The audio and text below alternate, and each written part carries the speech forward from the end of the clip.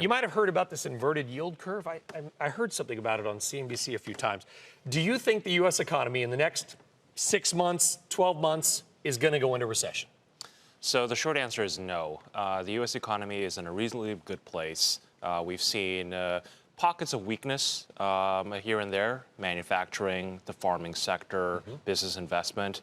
But we have to remember that 70% of the U.S. economy is driven by consumer spending, and that has been holding up very well. So why do you believe, and it's a bold call, that the 10-year yield could fall to 1% in the fourth quarter? Lose another 50% or so. It is a bold call, and we think that a lot of the trends that have been forcing down 10-year yields throughout the year, including weaker investment outlook and weaker economic outlook, especially abroad, and not just in the U.S., is going to drive a lot of attractiveness of U.S. fixed income assets. And investors will be looking for the Fed to be continuing to ease, and the data is going to deteriorate from here. You think so? Because your other bold call is that you believe the U.S. economic growth, GDP, will fall to 0.9% in the fourth quarter, even with, I would imagine, an expected rate cut next week. That's right.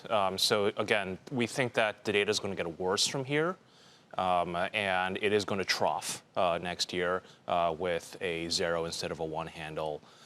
But it's not going to actually go into negative territory, although there definitely is a downside risk.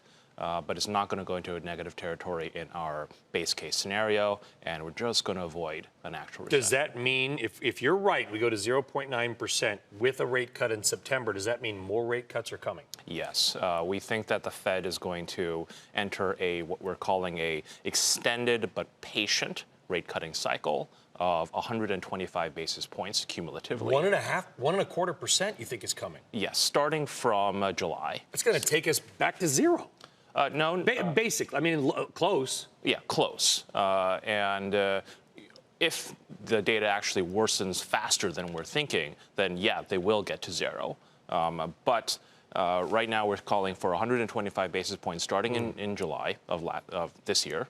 And that will bring us down to 1 to 1.25%. Wow. Slowing economic growth, a 1% 10-year. We're going to have to change the B in BNP from Banque Nationale de Paris to bold, because these are some bold calls, and we appreciate you bringing them to Worldwide Exchange.